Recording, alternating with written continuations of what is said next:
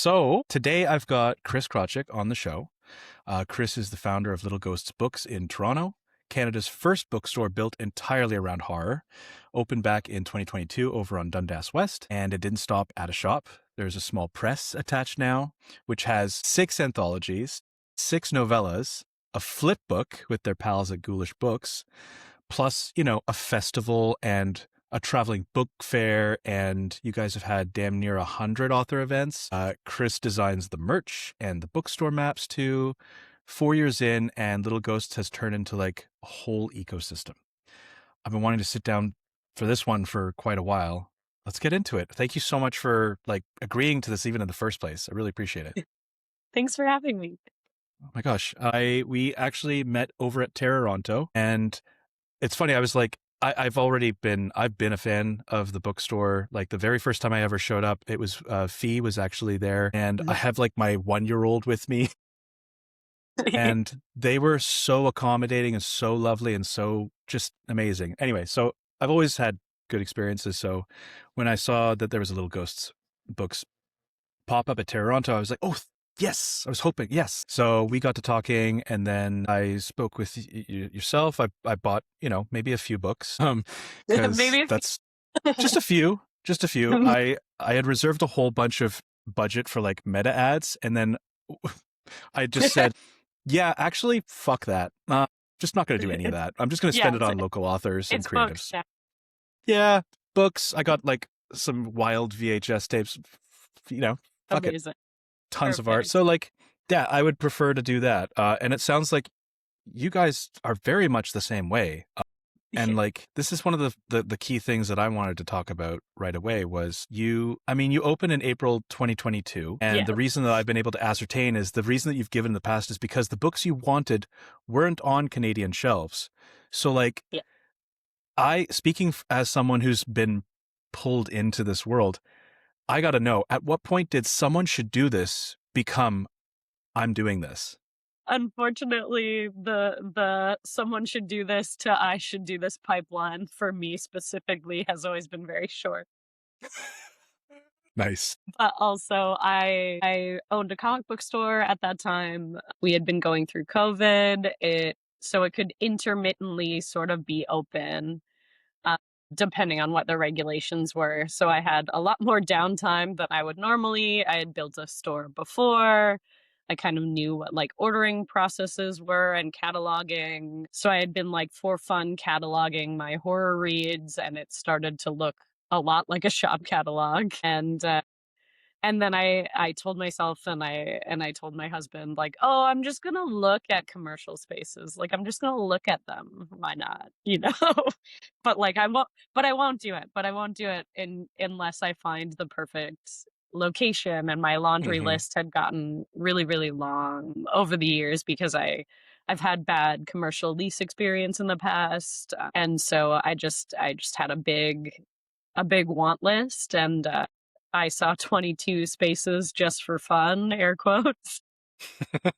And then I walked into the space Little Ghost is in, and the real estate agent had been gone for maybe 2 minutes before I called her, and I was like, it's this one or it's none. What do I do? Wow. You just knew right away. It had everything that I wanted. It had big display windows. It had beautiful old hardwood floors. It had amazing heating and cooling, which is finding air conditioning in a commercial space in Toronto is impossible. Usually you have to buy your landlord an HVAC system. It's crazy. And then the electrical had been recently updated, so the panel did not look like something from the 1930s. I saw a lot of knob and tube and was like, what is happening? It had a lovely space for an outdoor back patio. It just had everything a boy could want in a bookstore space. Love it. And then, you have said that your catalog was turning it. Well, your list was turning into a bit of a catalog. Yeah. I wonder. This is actually something that I find myself asking myself a lot. As somebody who's trying to both do the thing, as the, engaging with the actual craft versus the ancillary part, the ownership, publishing, all the stuff around that, the industry portion. Yeah. I got to ask, like, how much of Little Ghosts was planned versus discovered after the doors opened? A lot was discovered after the doors open. I think in my mind, especially because of like the timing, I imagined that I would kind of putter around in there by myself and sort of try and convince unwitting people to read fucked up shit and mostly like read books and hang out alone. And that's like not what happened at all. We were busy with authors and readers. People were really excited. People wanted to show me their books. I was like, okay, like, great, amazing. This is stuff I've never even heard of before. Publishers were really excited. We got sent a lot of advanced reader copies, which, like, I came from comics. That was not a thing. You don't get sent any promo material from anyone. They're just like, buy a million copies or get out.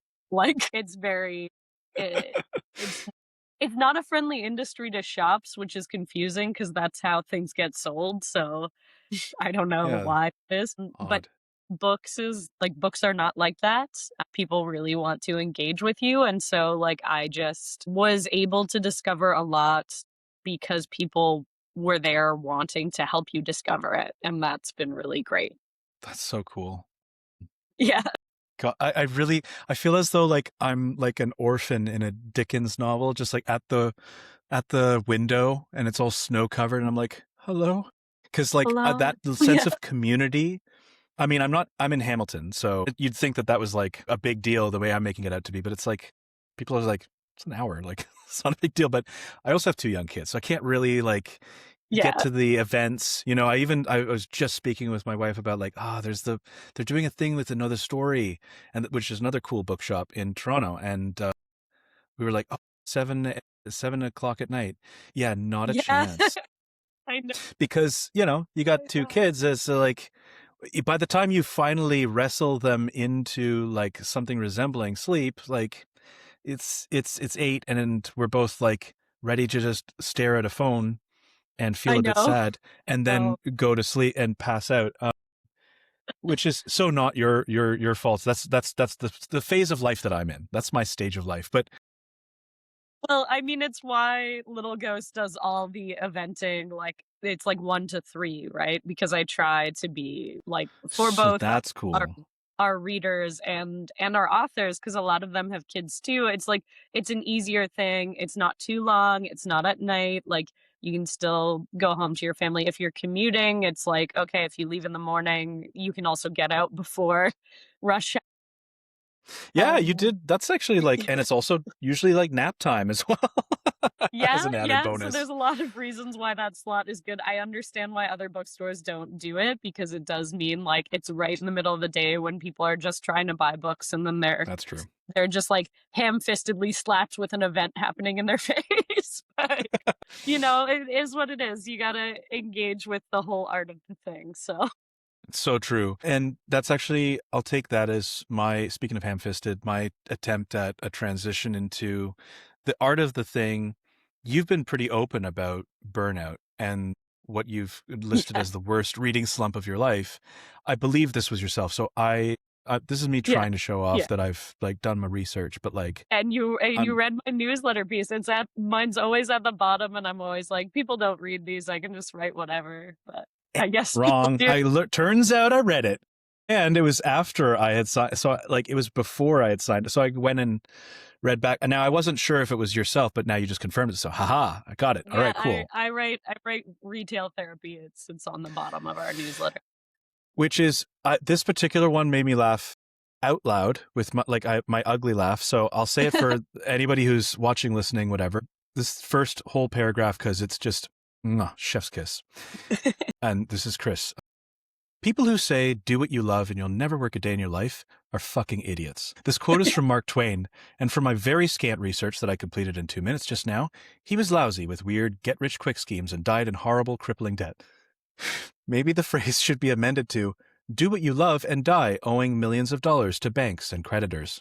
Considering everyone I know has some sort of student loan, car payment, credit card, or mortgage, or a heady combination of all of the above, I don't think that's an experience exclusive to the whimsically employed. No notes. Yeah.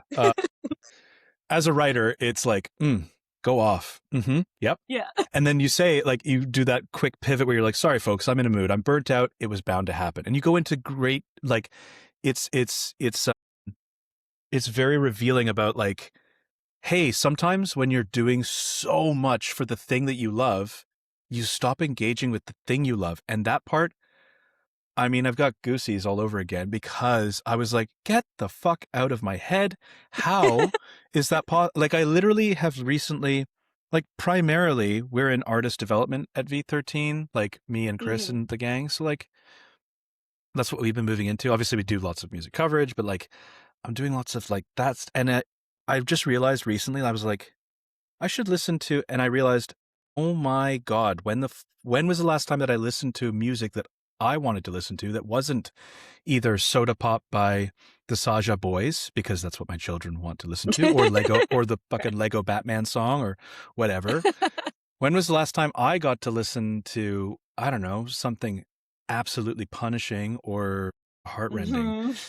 And I realized, like, oh man, how is that? And so when I was reading that, I was like, this is how it happens, is you get so but I want to hear from yourself, like, you've been through that, and you're running a shop that sells the thing that you'd stopped being able to love. So I want to give you the chance to say what got you out of it, because I know that people get into this, and I want to give them the chance to understand, like, well, how can I, step out of that?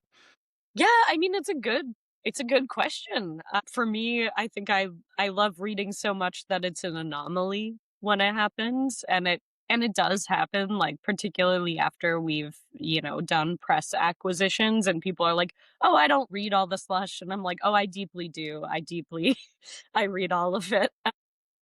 They don't And read the slush? Oh, wow, well, that's they don't wild. read all of it. They'll skim the first couple lines and they know, like, I've heard from a lot of editors, they're like, "I know really quickly if it's something I wanna take," and I'm like, maybe I'm inexperienced or naive or some weird combination of all 3, or maybe I'm just bad at my job. I might be. I don't know.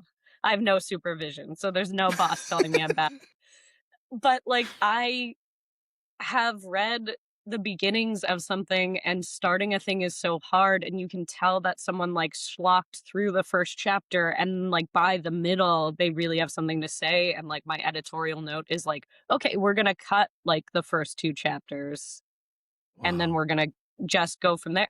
So, like, I don't think you can know that in just a couple sentences, and I don't hold myself to a standard where I expect myself to know that, and I don't hold writers to a standard where the thing needs to be done before it gets to editorial. Like, I don't know. I just, like, have a lot of, like, thoughts about what it means to give someone a chance, and I think very deeply that it means you have to spend more time, but it does also mean that sometimes I am like, I can't read anymore anything. I can't read anymore anything.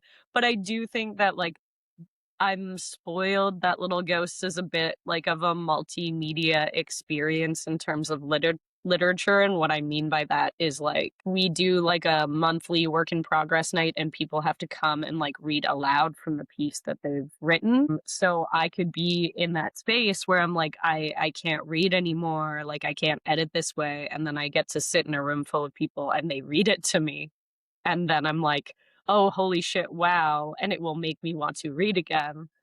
I Or, love that. like, I get to curate, like, panels or go to events or be at a show and see someone's work, and, like, it's on their table and they're talking to me about it, and I'm like, "Well, I wasn't reading, but, like, now I've met this lovely person and I'm, like, deeply interested in their work, so I guess I am again." Like, I have so Love many that. opportunities and pathways to, like, becoming activated again.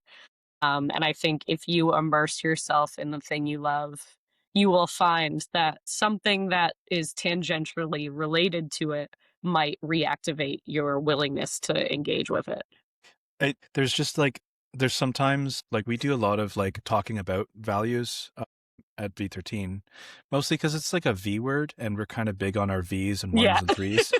So that's it's it's an obsession. It's fine. It's fine. It's fine. Triskaidekaphobes need not apply. That's the fear of number 13. But you knew that already because you were good. Okay. No, I so we do a lot of talking about values, and yet it's not like we as a corporation or business need to come up with some mission, vision, values shit so that we can like appease the shareholders kind of nonsense. Like we really do as people believe a certain way. And so when I talk to other people that clearly embody that without having to talk about, oh, these are our values, it's just really, it's refreshing. And it's also like the thing that I think that when you say I'm spoiled, I'm like, and you created, you helped foster and create that community. I think you're reaping the rewards of what you have sown. I will point out. So I guess what's interesting about that is that you're talking about kaleidoscoping, which is actually funny because I do tell people, like, if you're having a tough time with like anything creative, whether that's music, words, whatever, try Mhm. coming at it from a completely different angle. And I don't mean just, like do a different scene, like come at it and like tell the rock about it in words Yeah. out Yeah. loud or something like that. Yeah. And which is, that's like a programming thing. They've got the rubber duck method. They have a little Yeah. rubber duck that they put on there and they're like, explain it to the rubber duck out loud with your words. And hopefully you'll start to think about the problem differently. And so that's a great piece of advice, frankly. And I guess my next follow-up question is that I guess when I was reading the piece, it seemed like, and this is part of the kaleidoscope thing, is that you did write that sending out author royalties was something that also helped with respect to pulling you out of that. And I just, can you explain a little bit more and like share some of that experience of like, why would supporting writers want to pull you out of a reading slump? I mean, that part's easy. Like, I think if you do what you love and you're working every day of your life, because that's really what happens, it's easy to sort of get lost in the sauce of your own bullshit and start to think that it doesn't matter. And that's just exhaustion usually. And I've many times in my house been like, it doesn't matter, and I'm gonna stop everything, and I know that tomorrow I'm gonna wake up and I'm gonna be like, why did I say that? Which is why I stay in my house. But, you know, it's a real measurable difference that you make when you can, like, pay another person for their creativity, and, like, as someone who has, like, a visual arts background, I, like, also know what it feels like to be, like, properly and regularly compensated for something that you did in an environment where that is so disgustingly rare. And Yeah. so to be able to be like, "Hey, I appreciated your work, and I appreciated your work by, like, being your editor, and I appreciated your work by creating art for your cover, and I appreciated your work by selling it to people, and now I appreciate your work by giving you money on a regular basis." It Wow. reminds you, like, that it has such value, right? Like, to engage in the creative arts in that way, and it's like, well, if I stop reading, then I stop engaging in that environment where this happens, and I stop being a regular part of that Mm. transaction, and I never want to stop being the person who makes artists feel appreciated. So, Wow. Wow. Yeah, no, I'm not trying to mythologize or do the whole like up on a pedestal thing, but I do love that for the honesty and like the very real thing of like sometimes the giving is the actual thing that yeah, the dynamic that can actually pull us out. Like if you try a different tack, I'm going to pivot a little bit here. yeah, I was going to ask you, so this is slightly similar to another earlier question, but you went from selling books to publishing them about 3 years in. yeah. I want. 1 year in, and we've been doing it for 3, so, like, it's yeah. Oh, damn it! All right, that's It's okay. okay. Yeah. No, no, it's. I'm gonna have great shame there. I'm gonna be No. ceremonial seppuku after this. Trust. So, I guess my question about that specifically is, and this is just for me as much as it is for other people, because this is the question I really want to hear about, is what made that jump feel necessary rather than optional? I mean, we very, very quickly, very early on, like, engaged a lot with, like, things like, StokerCon or, like, festivals of literature, and that was, like, for tabling, certainly, but also so that I could, like, meet the people making the stuff that made it possible for me to build a bookstore at all. I Hmm. like people and I'm curious about them, and I want to know why they make the things they do, and I want to tell them how much I loved it. So we almost immediately started doing that. And what I found a lot more of was people who were there waiting to hopefully get to be let in the door, like people who were submitting, people who were writing, people who were creative people, and they just like had never had the opportunity to have their book out, be invited to the panels they were attending, etc., but, like, they hoped it would happen for them. And I was, like, talking with so many, like, insightful, creative, interesting people who just hadn't yet, and I thought, like, well, like, what if we just, what if we did it? Like, what if we published you? Um and I talked to a lot of people because we were doing Books and Brews, which is our traveling book fair for publishers that are here. Because the other thing I was hearing a lot of is how costly it is to do these shows. And I was like, what if we did a festival where it didn't cost anybody anything? So we do Books and Brews in breweries across Ontario, and it's free for the publishers who table, and the breweries are happy to have people in their rooms at times that are not very popular. So it helps everybody. And so we were doing that, and they were luckily I had access to all of these indie publishers, and I was like, okay, so like what does it take to publish? Like, how do you do this? How do you do that? And they were all really excited and were basically like, well, do one. And if it's a pain in the ass and you hate it, like you only did one. Like it's fine. And unfortunately for my workload, I did one and I really liked it. I really liked it. And so we kept doing it. Okay, so that makes a lot of sense as well. And coming up with those like win-win-win things Yeah. is kind of becoming your guys' collective calling card, which is really cool. Like I'm seeing what you guys are doing to make sure that like, okay, like somebody somewhere is asking the question like, okay, how do we all benefit all not Yeah. equally, because that's not necessarily the thing. It's like, how do we all come out of here net benefit, like Yes. Yeah. positive? And just starting from that point is sometimes apparently very tough to do in this world that we're in, especially for creatives.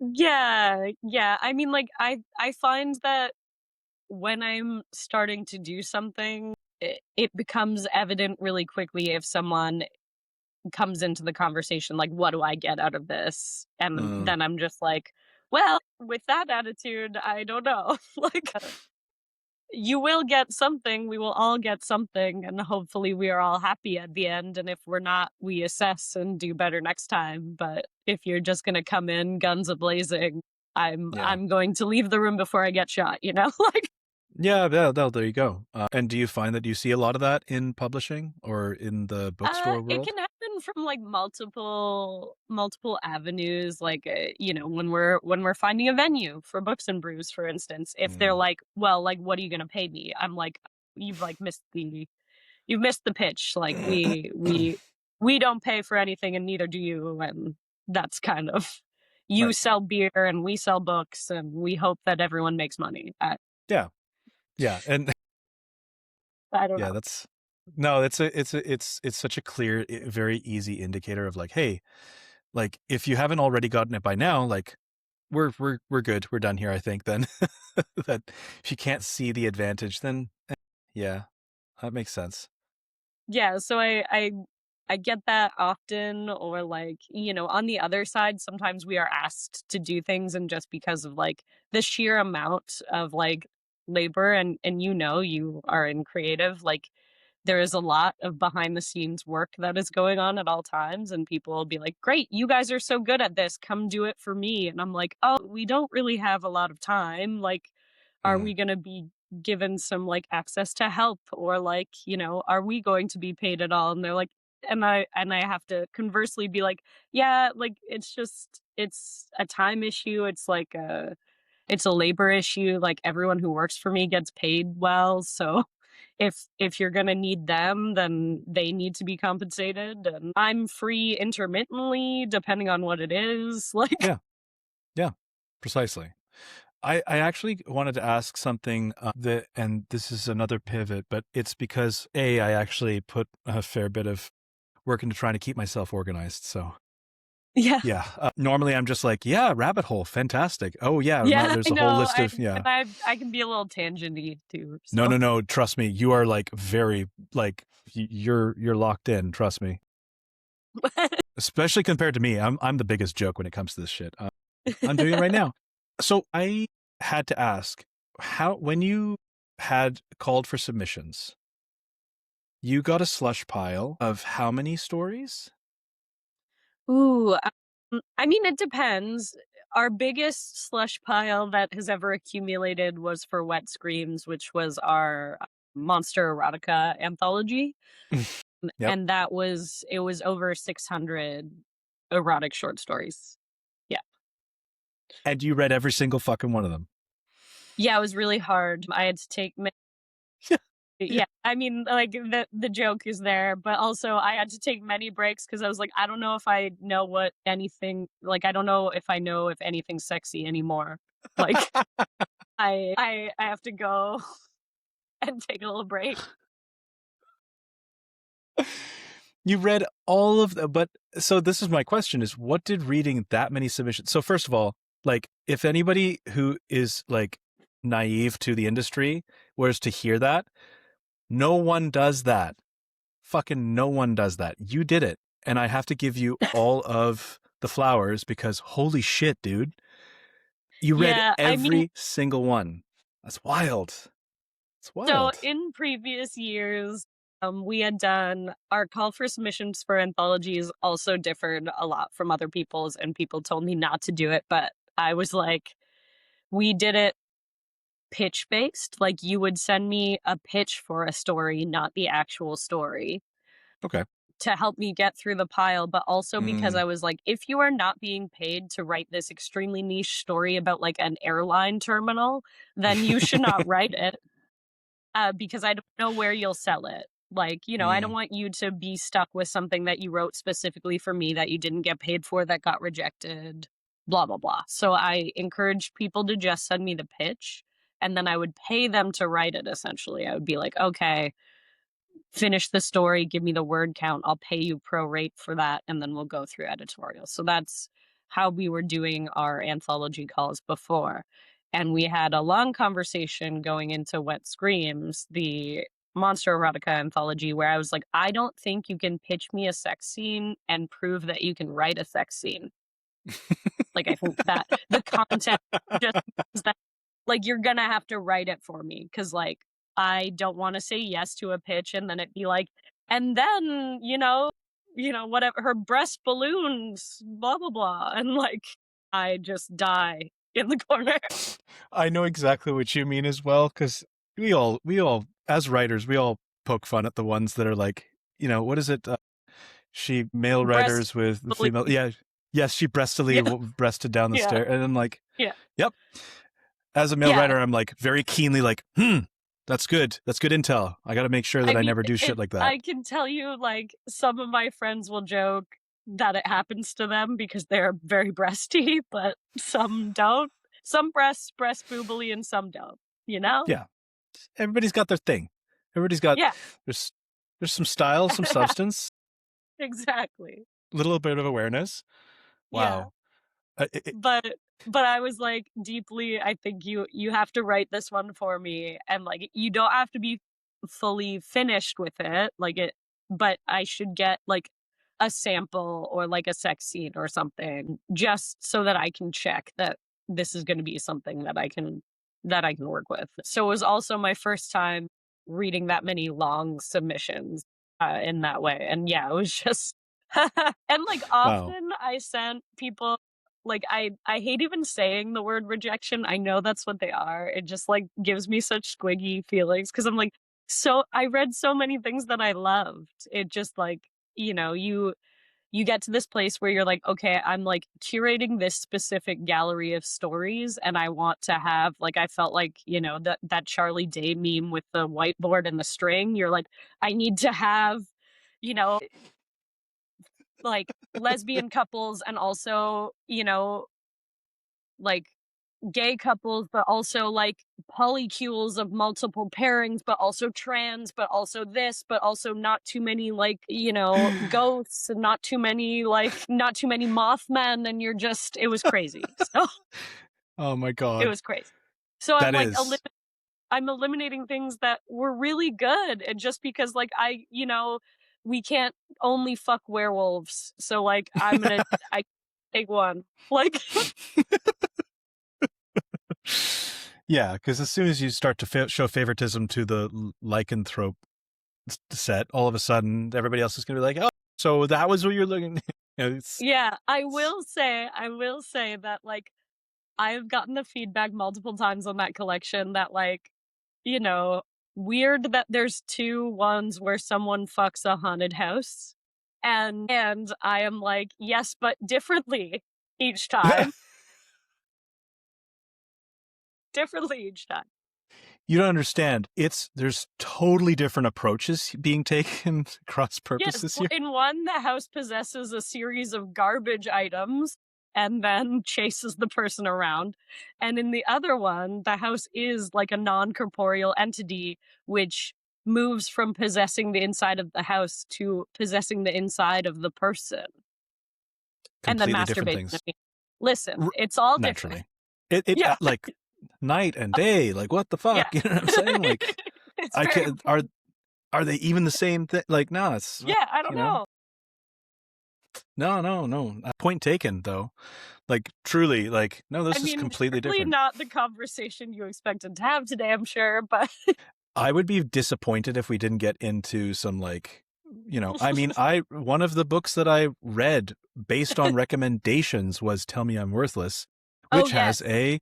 the Yes. fascist house. Yes, So the fascist house.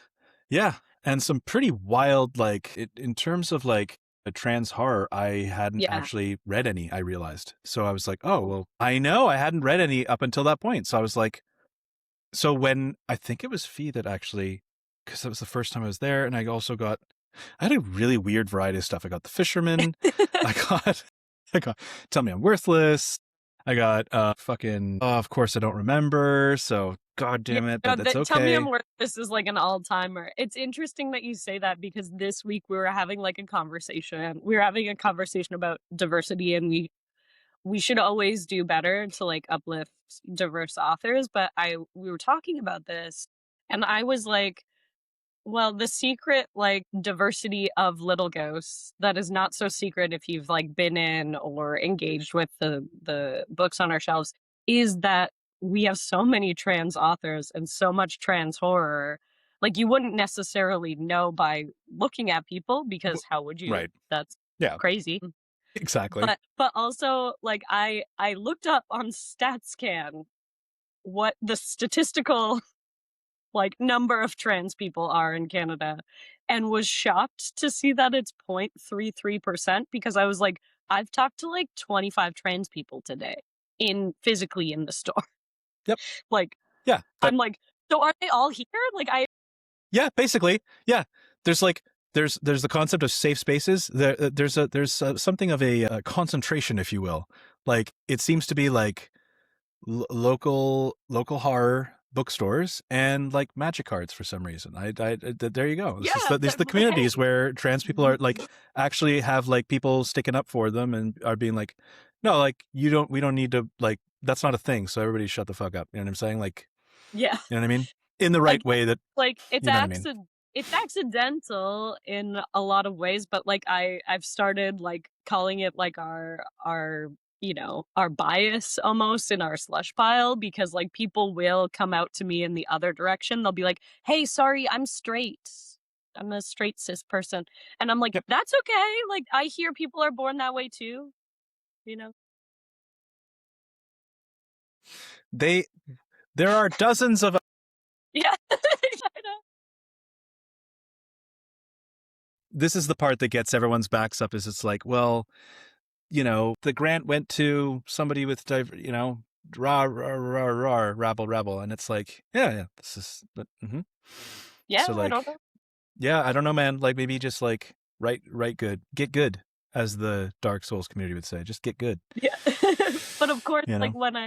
when I'm reading for our novellas, like I knew that it had happened, but I was kind of like, like what we took last year was all trans authors because like the way that the body horror was positioned and the way that the diversity of gender, like student bodies is like it's a body swap horror and like the genders change and like that's my number one qualm with body swap stuff in all media is like sometimes it's just like when then you're in an older woman's body as a woman crazy and I'm like you a straight person wrote this I don't like that's the craziest thing you could come up with I don't know Yeah.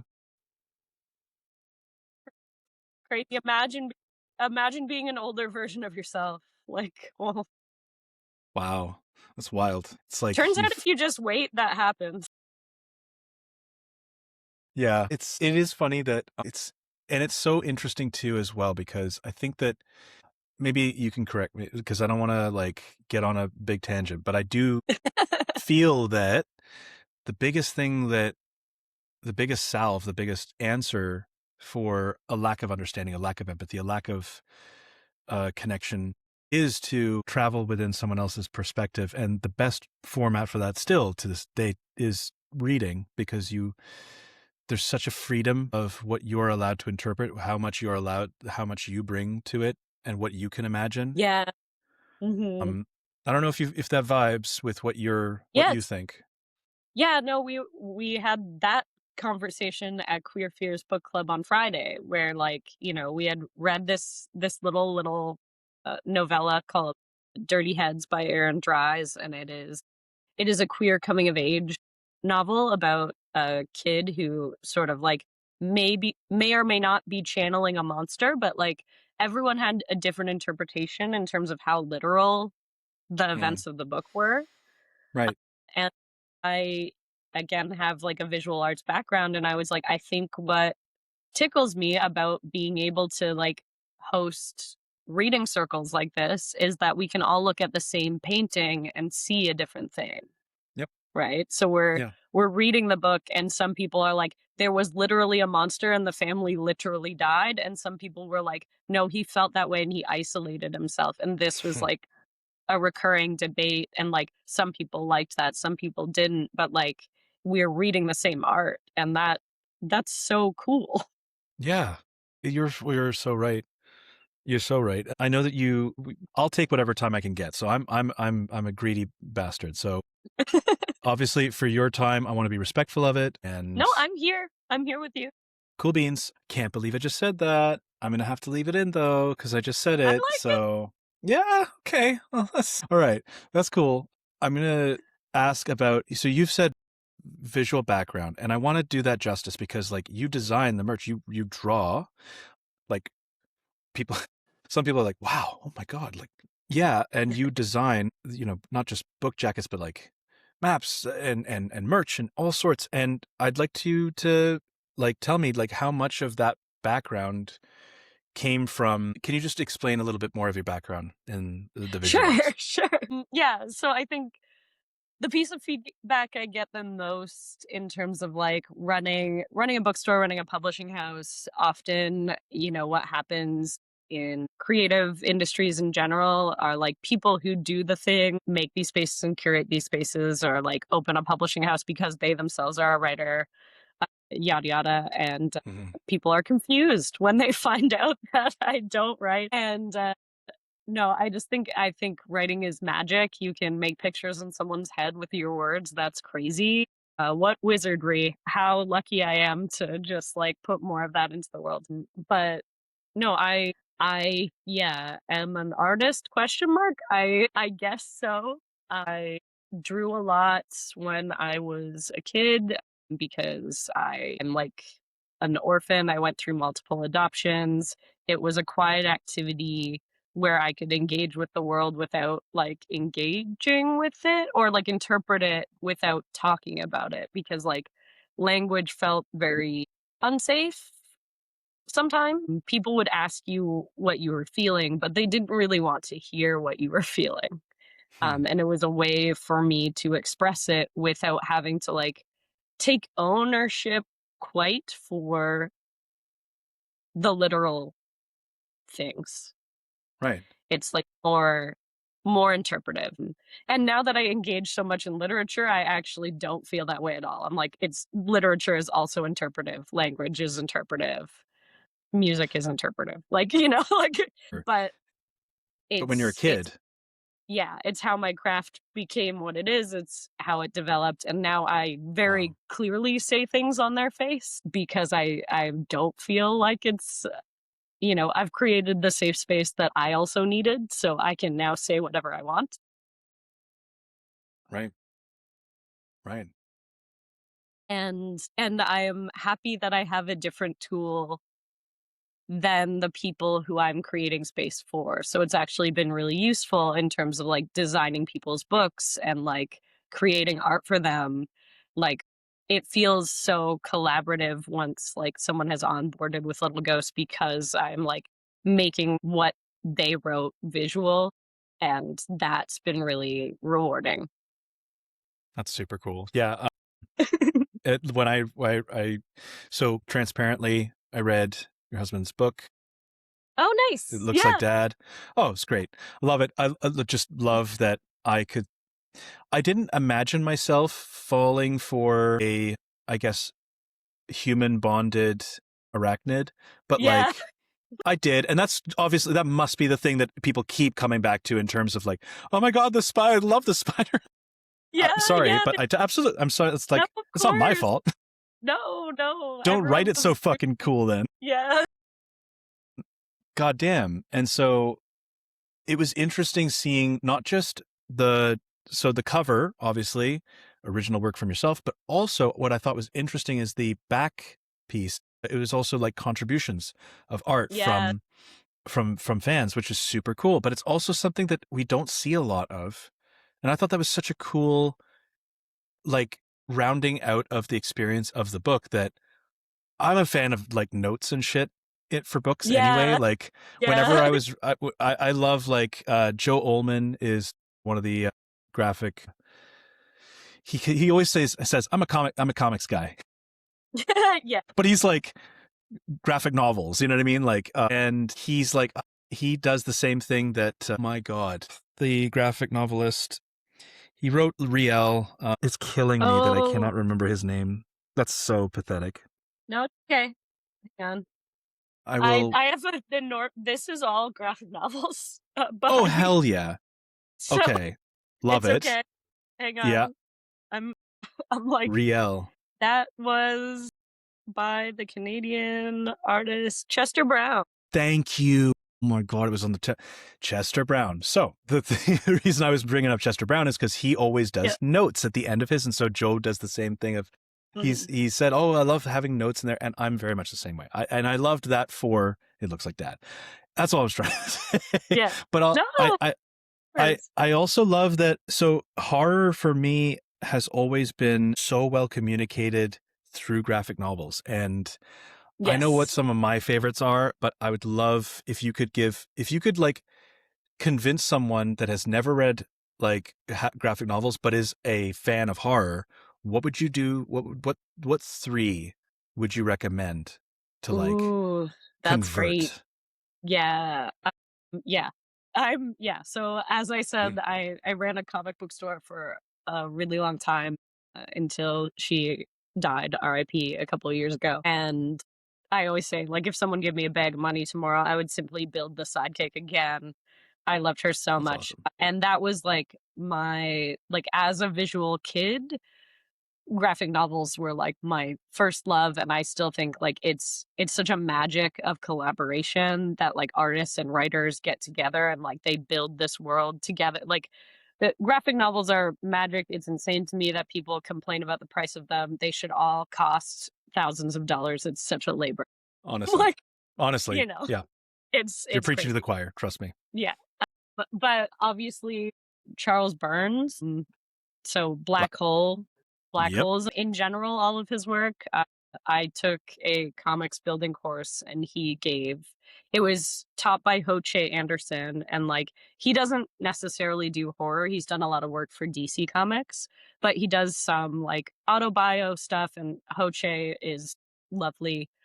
But Charles Burns taught one of our classes and was just talking about like how slow he is because like it's so like the blacks are so heavy in like Yeah. his inking style, and Oof. like he just like has accepted this about himself, that he's like very meticulous, and like it shows in the work. So like the mood of it is set by these like dark inks, and like I think people will get a lot out of the tone of Charles Burns' work for sure. So if you like horror, you should read any of his stuff. And then who else do I got? Ben Passmore. Ben Passmore just won an Eisner for his nonfiction, which I have up here, which is Black Arms to Hold You Up. It's about the history of advocacy in the Black community, and it's a masterpiece.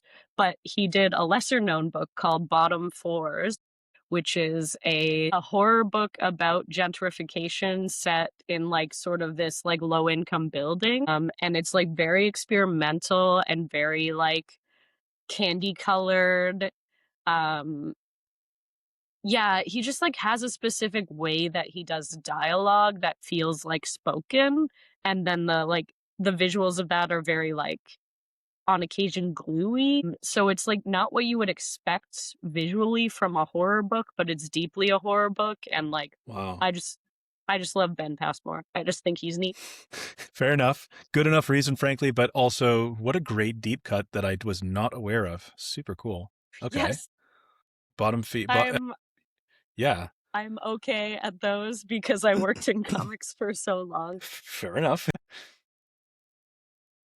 That's just part of it. But also I'm gonna look up the exact phrasing of, yeah, it's a guest in the house by Oh, Carol. So yes. that's a Canadian queer person. They did a Hmm. talk at Glad Day a couple years ago that I went to. Yeah, they're a non-binary cartoonist, and they play with color on and off. So some of it's black and white and some of it's color. Yeah, and it's a beautiful, beautiful piece of art, but also like a very moody haunted house book.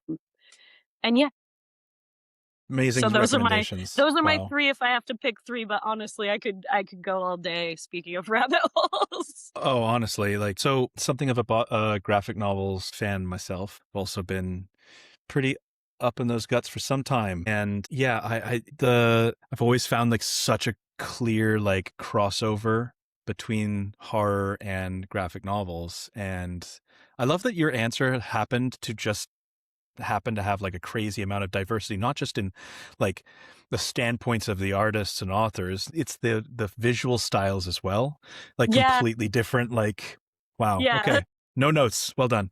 That's really, really amazing stuff. I'm aware that we're like coming up to the end of this for now, which, all good things have to do that, but Did we get all the questions? I feel like we oh God, no, probably no, not a chance. Fuck no. No, not even close. I skipped an entire section of questions. I had 18 and I was like, you're an idiot. What are you doing? Like, I didn't even ask my spine ones like I normally do because I was just like, fuck that. I'm taking my own fucking questions for this one. Like, yeah. because the ones that I'm like, I will finish off with the usual one that I start with, because I always wonder, like, what was this industry what did you think this industry was going to be before you got into it? And then what did it actually turn out to be like?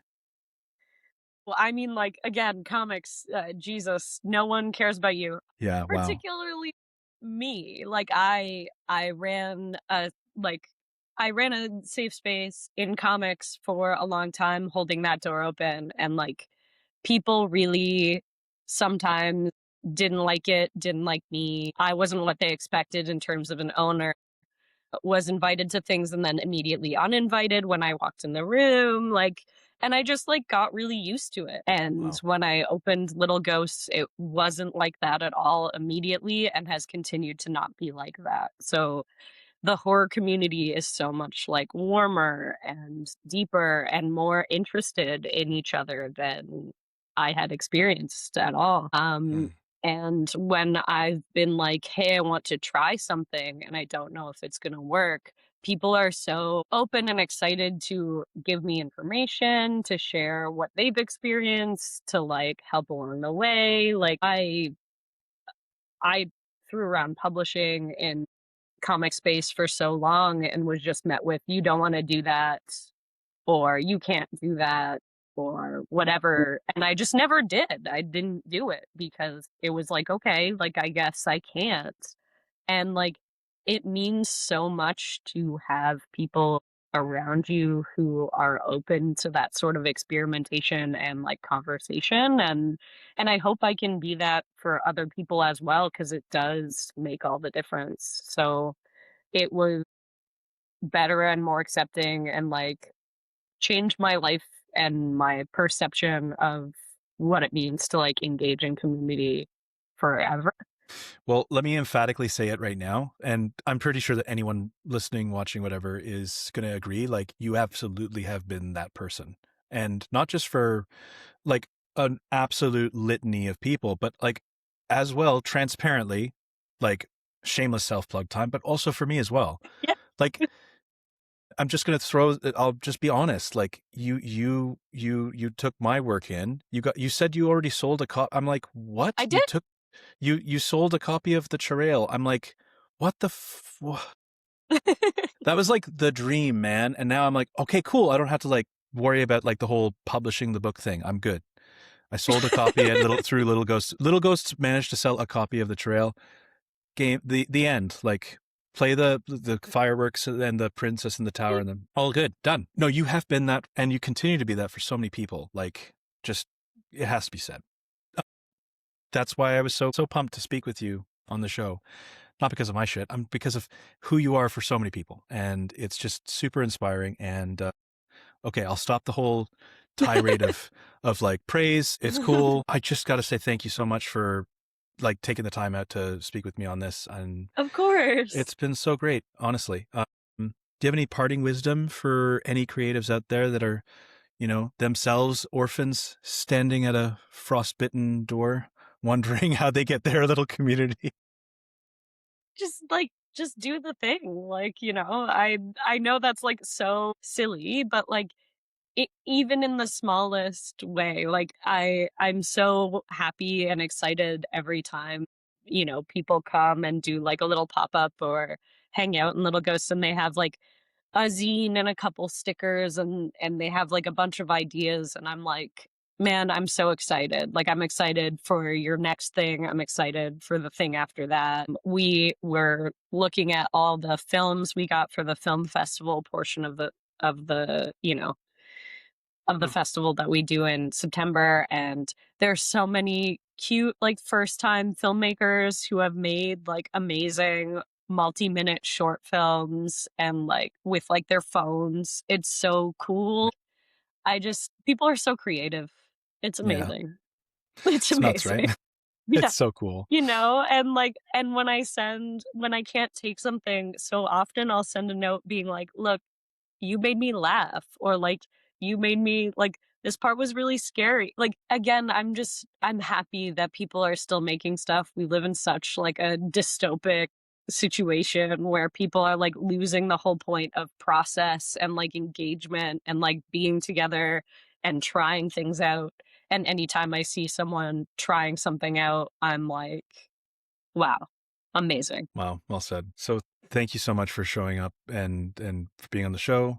And I look forward to seeing all of the rest of the crazy shit that y'all are up to. Like what's the next thing that you'd like to like plug whatever you feel like at this stage. I mean, sure that like this is going to take a bit to get out because I'm an Yeah, absolute no, slob when it comes of to this, course. but We of course have the festival. It's the 26th and 27th of September at the Transac. It's like, art vendors, but also publishers. And also like we do 6 panels across 2 days, different types of media, different types of subgenre. And then we do the short film festival at the end, which is indie Cool. horror films that my partner curates as like an indie horror filmmaker. So it's supposed to be a celebration of what horror is across all media. And I think we do a pretty good like punk DIY job of it. It's not the most polished festival, but it is, I think, the most fun, and it's free. So come have a drink in the Transact, which is one of the few venues in Toronto that's still accessible and available and open to hosting experimental shit. So also they deserve your eyeballs. They host a ton of like just like meetups for musicians, and like they have people playing in the front bar pretty much the Yeah. entire time we're there. Just like folk musicians and stuff who do drop in and out for no money Love it. at all times there, which is so cool. Yeah. And they have the zine library upstairs, and they're always taking more zines for the zine library upstairs. So like it's just such a cool space that exists. So if you haven't been to the Transact, what are you doing? Yep. Agreed. Yeah, very, very happy to be renting that venue and that they still host us. But also, I don't know, I hope we have more open calls. This year was like a bit of like a lockdown year in terms of our submission calls, just because like for full transparency, like in order to even apply for any arts funding in Canada, you have to have been publishing for 3 years uninterrupted. And so, like, when we started, I knew that I would have to just kind of scrap, self fund, do whatever to get us to the 3 year mark before we could see if we could get any arts funding. Oh, cool. So I spent this year working part time and doing a bunch of odd jobs to pay off the debt that I accrued running the publishing house for 3 years. And now we are at zero. I have done that. And we will find out in the next like 3 weeks if we got any funding, because all those applications went in over the winter at the start of this year. So we're we will know what we can take in a couple of weeks, and then we will be able to build out the next couple of years of the schedule based on, not what my line of credit will absorb. Wow. Fingers crossed Yeah. and toes. Yeah. Wow. Arts production, it's funny. It's a funny thing. I think some people take on things like that, record labels, publishing houses, stuff, thinking that like it's such like like they'll make money. And I'm like, no, you are like a conduit to making sure other people can hopefully make money with their art. Like you're just in the middle. Like it's not, the money it makes is almost never for you. Like, What a and novel so way of thinking about it. well, you just have to be comfortable with that part of it. And I think a lot of Right. things sort of like collapse under the sudden realization that it's not as sexy as people thought it was. But I find being the guy in the middle of that sandwich very sexy. So, Nice. so that's fine. Yeah, exactly. Amazing. I love it. So yeah, that's no shortage of things. No wonder you're talking about like burnout earlier this year. It's like, yeah, she was Yeah. busy. God damn. Love it. Thank you again. And I'm looking forward to seeing you all because I'm absolutely going to be there. Yes. August 26th, Yeah. 27th. I I'll be hope there. you meet so many people that inspire you Honestly, at the, yeah. yeah. I have no doubt. I have zero doubt. I will. Honestly. Thank you again. And yeah, good luck on everything else that's happening. Thank you.